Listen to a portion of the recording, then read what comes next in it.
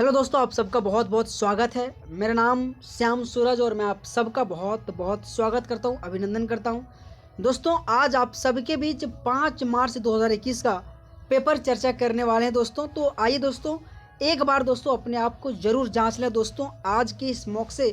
तो टाइम को वेस्ट ना करते हुए पहला क्वेश्चन देखते हैं कि आपके एग्ज़ाम में किस प्रकार से क्वेश्चन पूछा गया था। तो क्वेश्चन है कि देशों के इनमें से किस युग्म में दो पक्षीय प्रणाली है। तो बेसिकली दोस्तों इस क्वेश्चन का आंसर आपके संयुक्त राज्य अमेरिका और जो यूनाइटेड किंगडम है ना, इन्हीं के बीच दोस्तों आपके दो पक्षीय प्रणाली जो कि चलता है। और बहुत इंपॉर्टेंट दोस्तों, आपको इस पॉइंट को याद रखिएगा। साथ ही अगला क्वेश्चन है कि केंद्र सरकार की आयुष्मान जो भारत योजना ना, बेसिकली किससे संबंधित है। तो बेसिकली दोस्तों ये आपके स्वास्थ्य से संबंधित है, आयुष्मान।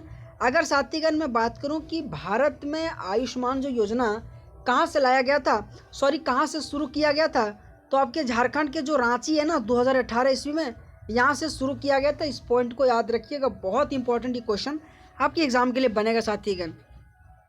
अगर मैं अगला क्वेश्चन की बात करूं कि कौन सा विटामिन हमारी आँखों और त्वचा को स्वस्थ रखता है, तो बेसिकली जो विटामिन ए है ना दोस्तों, वही हमारे आँख के और त्वचा इन दोनों को दोस्तों स्वस्थ रखता है।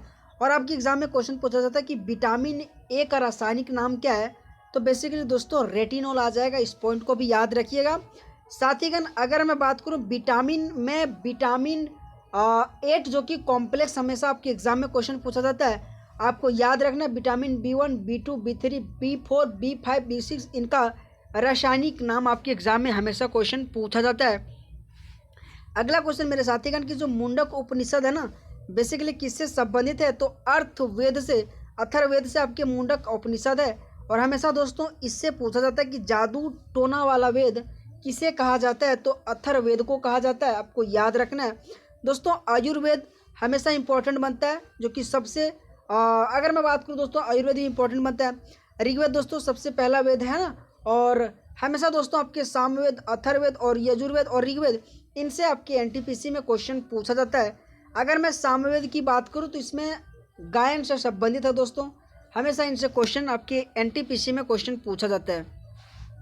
अगला क्वेश्चन साथीगण की जो प्रोग्रामेबल रीड ओनली मेमोरी किसे यानी कि संक्षिप्त रूप से क्या है, तो बेसिकली PROM इन्हीं का दोस्तों संक्षिप्त रूप है। और आपको याद रखना है प्रोग्राम रीड ओनली मेमोरी, बहुत ही इंपॉर्टेंट ये क्वेश्चन है साथीगण। आपके एग्जाम के लिए अगला क्वेश्चन क्या पूछा गया था कि सरकार की वह प्रणाली जिसमें शक्ति को एक केंद्रीय प्राधिकरण और देश की विभिन्न संवैधानिक इकाइयों के बीच विभाजित किया जाता है, उसे बेसिकली क्या कहा जाता है, तो उसे संघवाद कहा जाता है। आपके एग्जाम के लिए बहुत इंपॉर्टेंट है दोस्तों।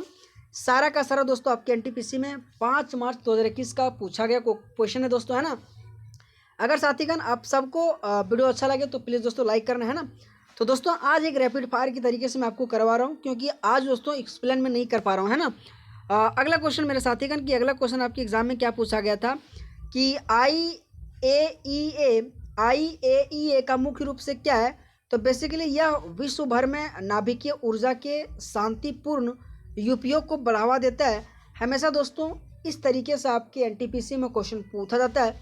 आप सबसे रिक्वेस्ट है दोस्तों, इस क्वेश्चन का आप इसे स्क्रीनशॉट मार के क्लास खत्म हो जाए ना तो एक बार जरूर रिवीजन कर लेना साथीगण।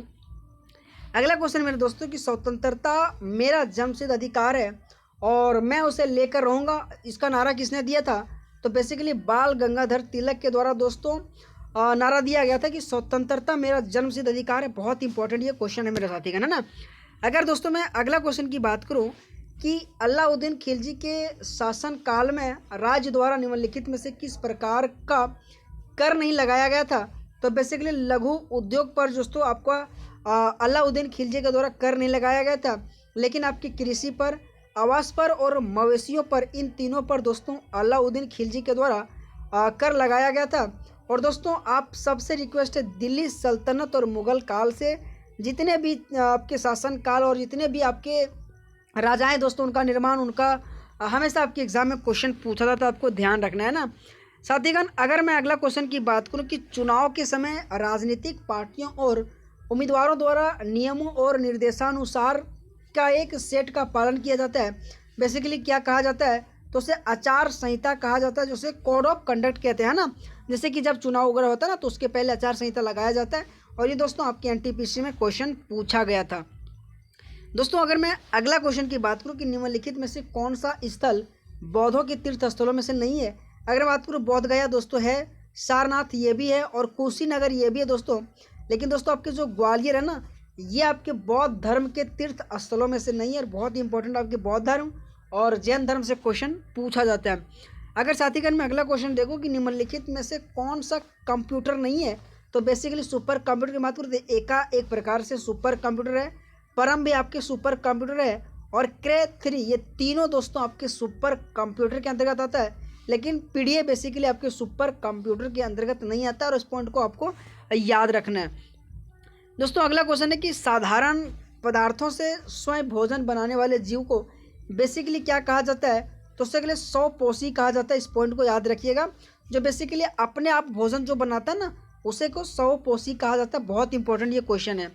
अगर साथीगण मैं अगला क्वेश्चन की बात करूं कि लाल बाल पाल जो नाम से प्रसिद्ध स्वतंत्रता सेनानी बेसिकली किस भारतीय राज्य से संबंधित है।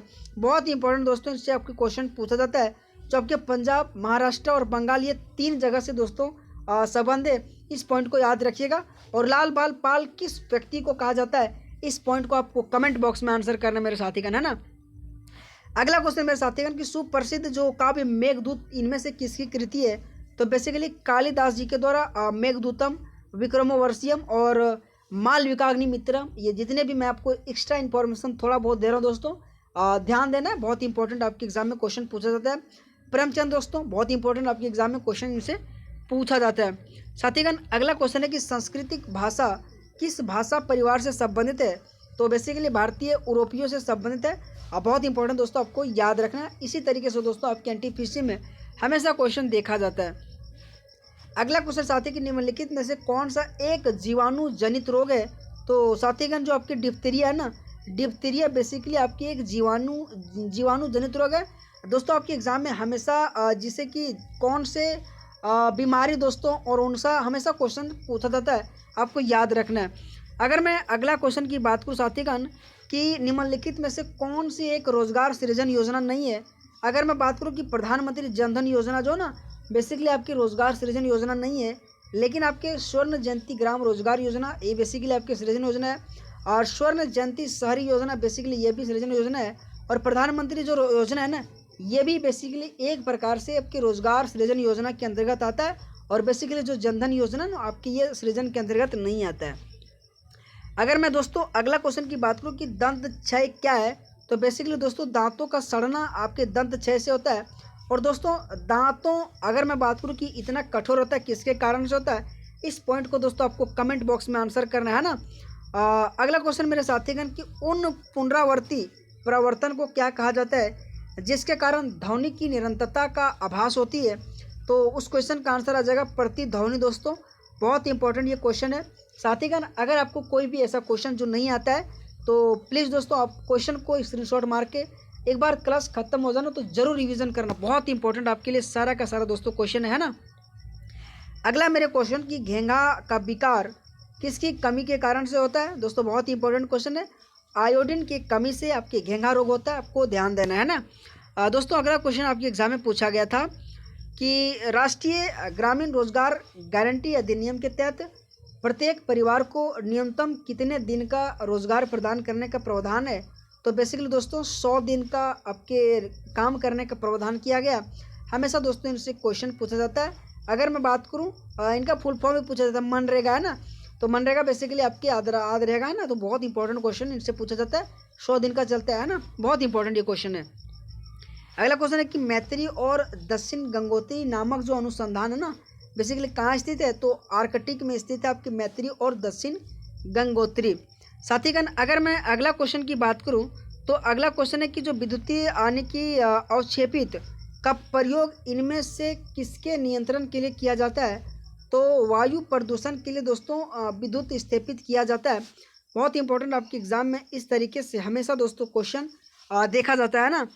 साथीगण अगर मैं अगला क्वेश्चन की बात करूं कि वन्यजीव अधिनियम 1972 में कितनी अनुसूचियां हैं, तो दोस्तों आपके 6 अनुसूची आपके वन्यजीव अधिनियम 1972 के अंतर्गत आता है। हमेशा दोस्तों आपके एग्जाम में पूछा जाता है कि हाथी जो प्रोजेक्ट आया था कब आया था, तो 1992 में आया था। और दोस्तों आपके 1973 में आपके जो टाइगर प्रोजेक्ट आया था। ये 2 प्रोजेक्ट आपको याद रखना, आपके एग्जाम के लिए बहुत ही इंपॉर्टेंट बनता है दोस्तों, है ना। अगर दोस्तों मैं अगला क्वेश्चन की बात करूं कि एक कंपनी नियमित सेवाएं ज़्यादातर अन्य देशों में मौजूद बाहरी स्रोतों से प्रदान करती है, जो पहले आंतरिक रूप से या देश के भीतर मौजूद स्रोतों से प्रदान की जाती है, इस व्यावसायिक प्रक्रिया को क्या कहा जाता है। तो बेसिकली दोस्तों इस क्वेश्चन का आउटसोर्सिंग कहा जाता है। इस पॉइंट को याद रखिएगा, बहुत इंपॉर्टेंट ये क्वेश्चन है दोस्तों। आपके एग्जाम में इस तरीके से क्वेश्चन आपके एग्जाम में हमेशा देखा जाता है ना दोस्तों, है ना। तो उसे आउटसोर्सिंग कहा जाता है, इस पॉइंट को आपको याद रखना है। अगर मैं अगला क्वेश्चन की बात करूं कि इनमें से किस अवधि को भारत में स्वर्ण क्रांति के रूप में जाना जाता है, तो बेसिकली 1991 से लेकर 2003 में भारत में गोल्ड रिवोल्यूशन के नाम से जाना जाता है, आपको याद रखना साथीगण। अगर मैं अगला क्वेश्चन की बात करूं कि डीबीआई किस प्रकार की सिग्नल पास करता है, तो दोस्तों डिजिटल और एनालॉग जो वीडियो है ना, दोनों को सिग्नल बेसिकली डीबीआई के द्वारा पास किया जाता है। अगर साथीगण मैं अगला क्वेश्चन की बात करूं, तो अगला क्वेश्चन है कि मृत पोषी जो पोषण है ना, बेसिकली क्या है, तो बेसिकली आपकी जो जीव अपना भोजन मृत एवं क्षयकारी पदार्थ से जो प्राप्त करता है ना, उसी को दोस्तों मृत पोषी कहा जाता है। दोस्तों बेसिकली आज मैं आपको थोड़ा एक ज़्यादा स्पीड के साथ दोस्तों मैं आपको एक्सप्लेन नहीं कर रहा हूँ, है ना। तो रैपिड फायर के तरीके से दोस्तों आपको क्वेश्चन करवा रहा हूँ, है ना। 5 मार्च 2021 का ये सारा का सारा क्वेश्चन है दोस्तों, है ना। अगर दोस्तों मैं अगला क्वेश्चन की बात करूँ कि जो मीनाक्षी मंदिर है ना, बेसिकली किस राज्य में स्थित है, तो भारत के तमिलनाडु राज्य में मीनाक्षी मंदिर स्थित है। हमेशा दोस्तों आपके साउथ इंडिया जो कि तमिलनाडु से क्वेश्चन पूछा जाता है, आपको याद रखना है। आपके एग्जाम में मीनाक्षी मंदिर और महाबलीपुरम मंदिर ये बहुत ही इंपॉर्टेंट दोस्तों, आपके मंदिर में से सबसे ज़्यादा इंपॉर्टेंट तमिलनाडु के मंदिर आपको ध्यान रखना है ना। साथ ही अगला क्वेश्चन है कि the money invested by foreign MNC is known as, तो बेसिकली दोस्तों इस क्वेश्चन का आंसर जब फॉरेन डायरेक्ट इन्वेस्टमेंट आ जाएगा। बहुत इंपॉर्टेंट ये क्वेश्चन आपको याद रखना है। साथ ही अगला क्वेश्चन की मैं बात करूँ तो इतना सही क्वेश्चन था दोस्तों। आज थोड़ा स्पीड के माध्यम से दोस्तों मैं आपको एक्सप्लेन नहीं कर पाया, है ना। तो बहुत बहुत धन्यवाद दोस्तों आप सबका, थैंक यू सो मच, है ना। तो अगर वीडियो आपको अच्छा लगे ना दोस्तों, तो प्लीज़ दोस्तों लाइक और सब्सक्राइब जरूर करना। तो बहुत बहुत धन्यवाद दोस्तों आप सबका, थैंक यू सो मच।